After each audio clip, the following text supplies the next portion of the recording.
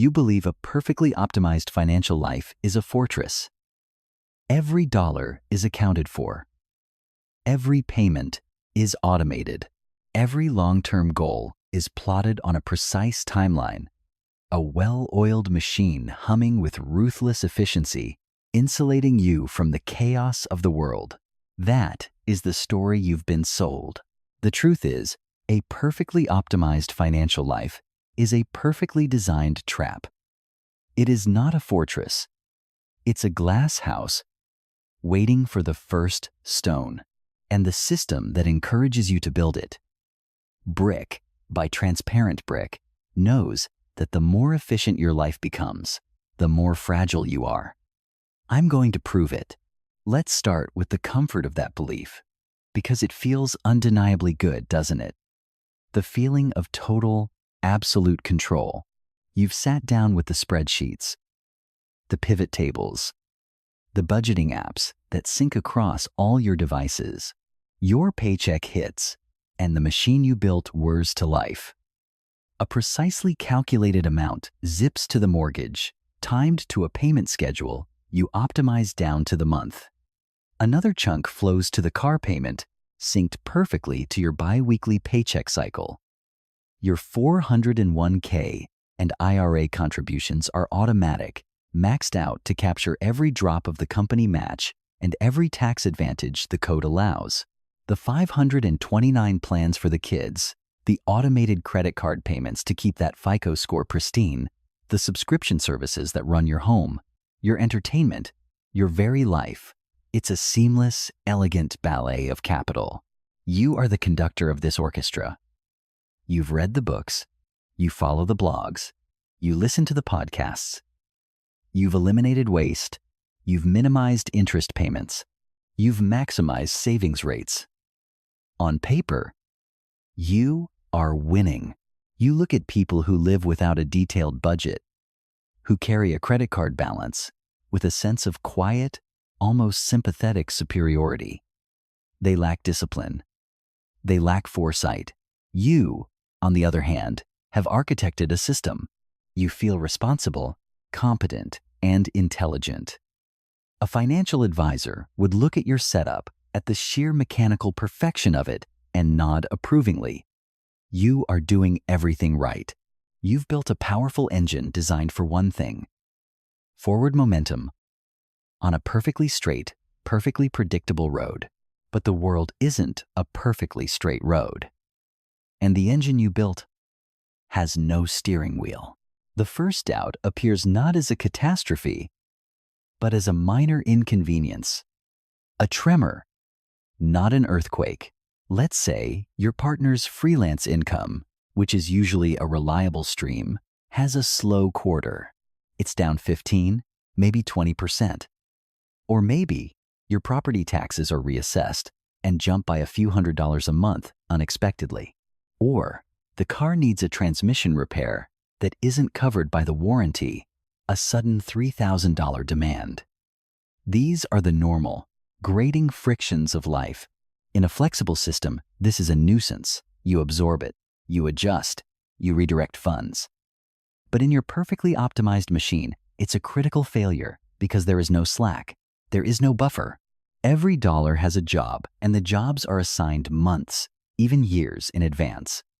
The mortgage payment is a fixed, non-negotiable demand from the lender. The car payment is identical. The automated retirement savings are sacred. Touching them means admitting defeat and incurring penalties. To meet this small, unexpected cash demand, you can't just trim a little from everywhere. The big pieces are locked in, so you're forced to drain your discretionary spending completely, turning life into a joyless grind. Or worse, you pull from the emergency fund, the fund that was supposed to be for a true catastrophe, a job loss, a medical crisis, not a transmission.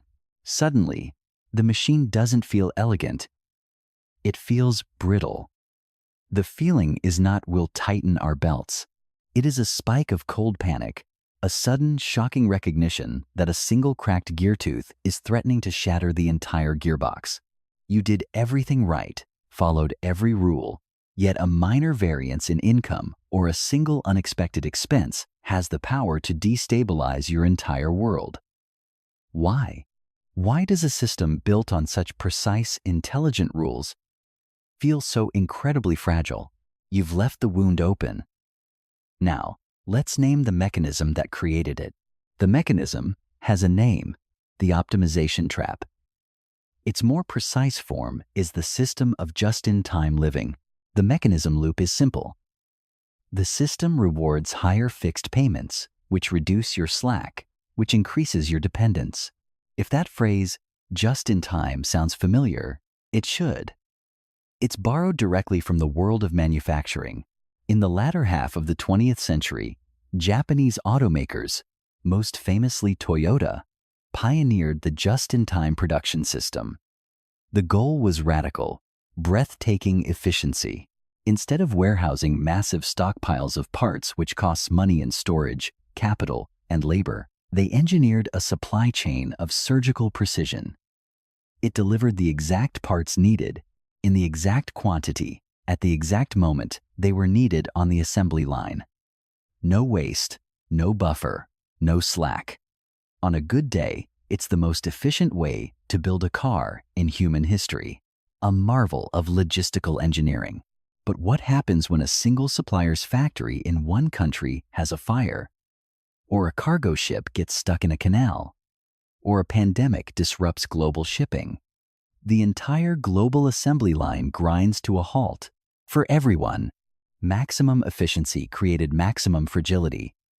A system optimized for perfection is uniquely vulnerable to imperfection. Now, who designed the financial system you live in? Who profits from the status quo? Financial institutions, lenders, and service providers. And what is their primary objective? It is not your well-being. It's not your peace of mind. Their primary objective is predictable, reliable, uninterrupted cash flow. Your mortgage payment, your car loan, your credit card interest, these are not just debts to you. To them, they are assets. They are products. These streams of payments are securitized, bundled together with thousands of others, and sold to investors on Wall Street who demand a predictable, stable rate of return. So, how do you, as an architect of this system, design a consumer environment that guarantees that predictability? You create a suite of products and incentives that encourage the consumer to eliminate all the slack from their own life. You build and promote a system of just-in-time living. It starts not with the dramatic decisions, but with the invisible ones. The ones that feel like convenience.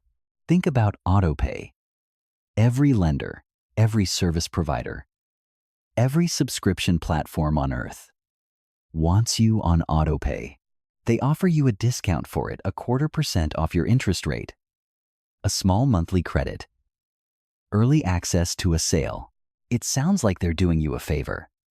But what autopay actually does is remove the moment of friction. It removes the monthly conscious decision. Before autopay, every payment required you to open an app, look at the balance, make a choice. That pause, that 10-second moment of deliberation, is where your financial agency lived. It's where you could think, do I still want this? Does this still make sense? What else could this money do? Autopay eliminates that moment entirely. The payment becomes mechanical, invisible, automatic, and invisible payments are the easiest ones to accumulate. Now layer subscription bundling on top. The bundle discount is one of the most elegant traps in modern consumer finance.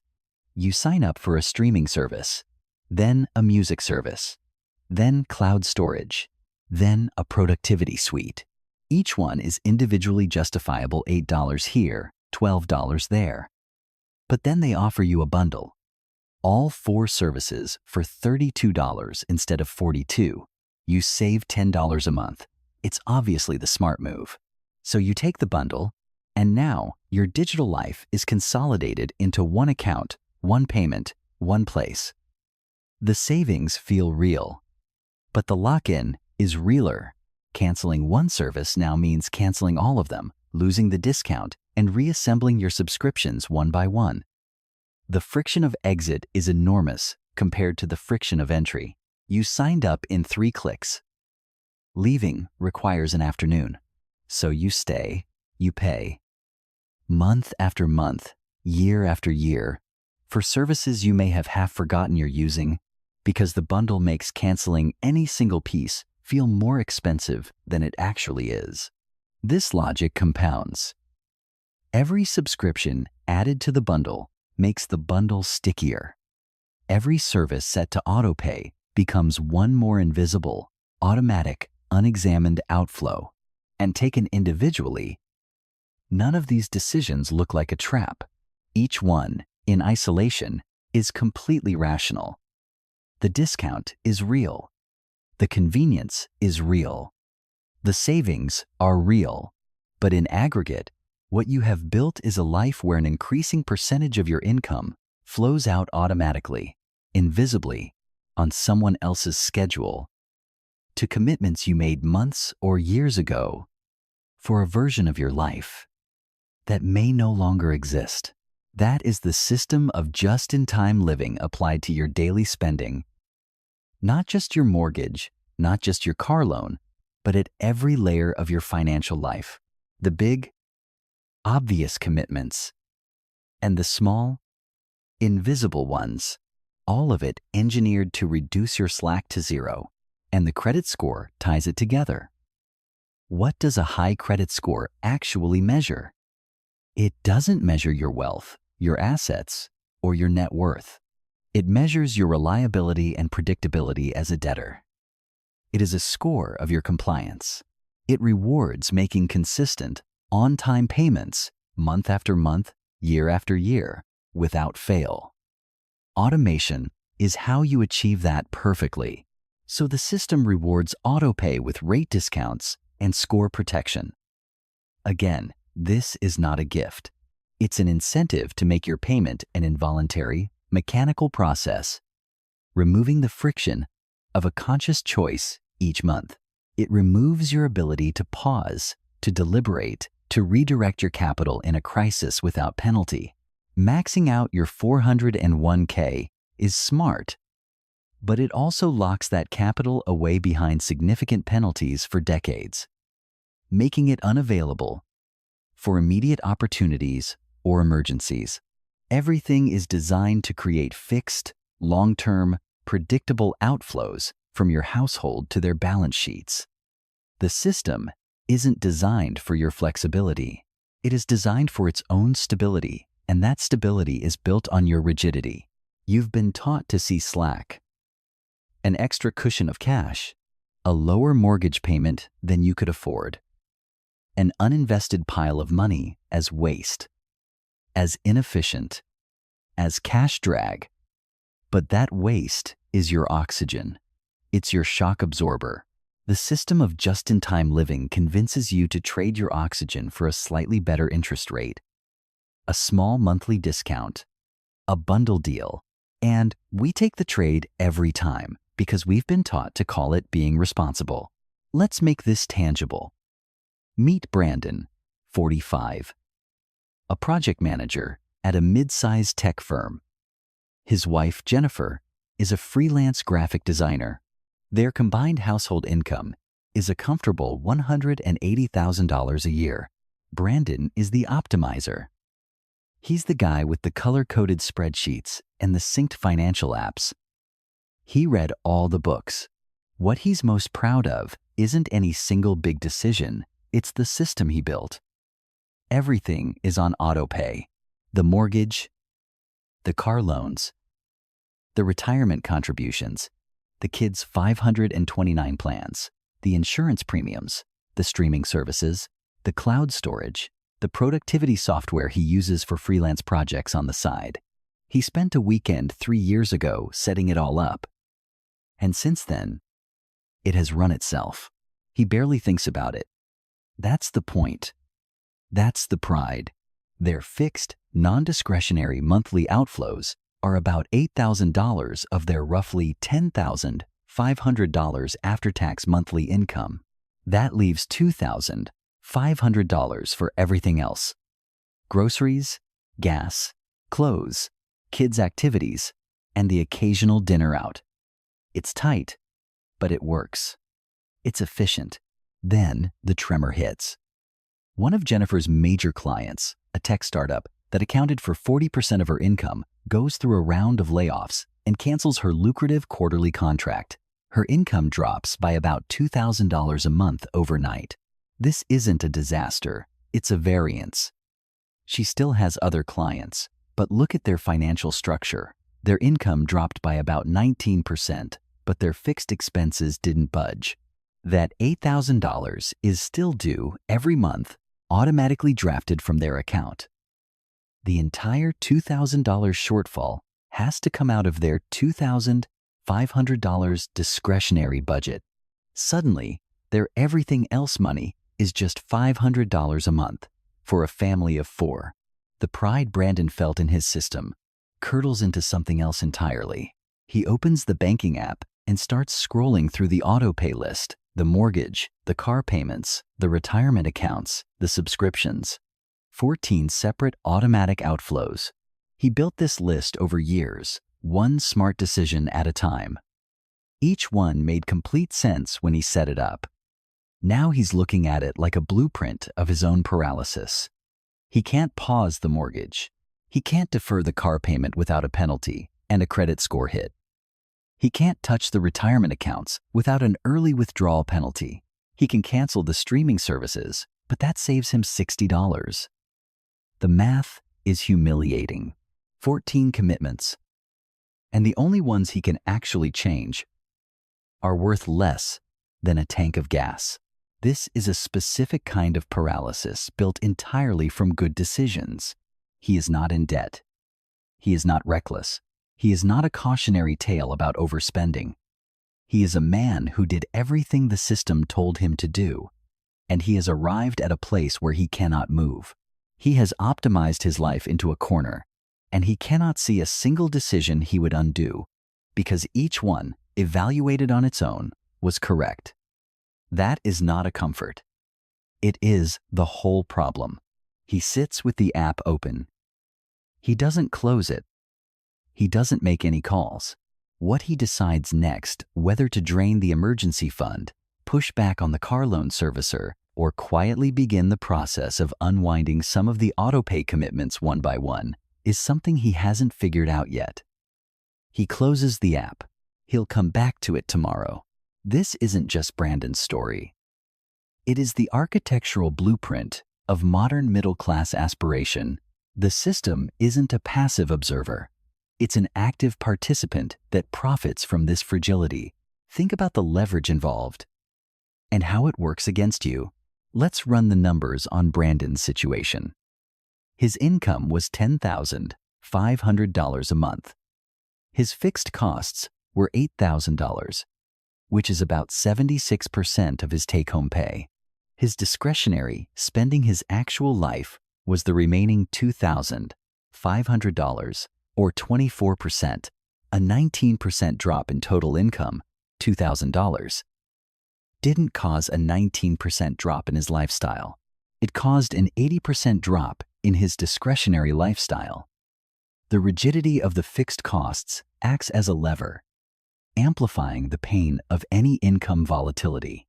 The more optimized your finances are, meaning the higher your ratio of fixed costs to income, the more violently a small change in income will impact your actual lived experience. A 10% pay cut feels like a 50% pay cut. A 20% drop feels like total ruin. The system encourages this amplification. It wants you to set everything to auto-pay. It wants you to bundle your subscriptions. It wants you to lock your retirement savings behind penalty walls. It wants you to sign up for the discount that requires automatic payment. Every decision that reduces your slack and increases your predictable outflow is framed as a smart or responsible choice. But every one of these choices transfers power, flexibility, and resilience from you to the institution. It makes you a better, more reliable component in their machine. They have built an entire ecosystem of advice, products, and social proof that rewards you for handing over your own adaptability. And we do it willingly, because we have been conditioned to see a buffer as a sign of failure and ruthless efficiency as a sign of success. This is a profound and dangerous inversion of the truth. So we need to reframe the entire concept. You've been told to build your financial life like a well-oiled machine. This is the wrong metaphor. A better comparison is a Formula One race car. It is the absolute pinnacle of efficiency. Every component is engineered from exotic, lightweight materials to extract the maximum possible speed from every drop of fuel. It is a perfect system designed for a perfect, predictable environment. The smooth, clean, unchanging surface of a racetrack. On that track, it is unbeatable. It is a testament to what optimization can achieve. But what happens if you take that same perfect machine and put just one wheel onto the gravel shoulder? It doesn't just slow down. It spins out of control, violently. It shatters into 1,000 pieces of carbon fiber. It is optimized for one single condition and is catastrophically fragile in every other. It has zero adaptability. It cannot handle a single pothole. Your hyper-optimized financial life is a Formula One car. It looks incredible on the spreadsheet, on the perfect track. But life is not a perfect track. Life is a gravel shoulder. Now consider an all-terrain 4x, 4 off-road vehicle. It's not nearly as efficient. It's heavier. It burns more fuel to go the same distance. It has redundant systems. It has higher ground clearance, which is less aerodynamic. It's full of what an F1 engineer would call waste. But its entire design is built around one principle: adaptability, resilience. You can drive it on the smooth pavement, and then you can turn off onto a dirt road, crawl over rocks, and wade through mud. A disruption in the terrain isn't a catastrophe. It's what the vehicle was built for. Its purpose is not to be perfect in one environment, but to be functional in all of them.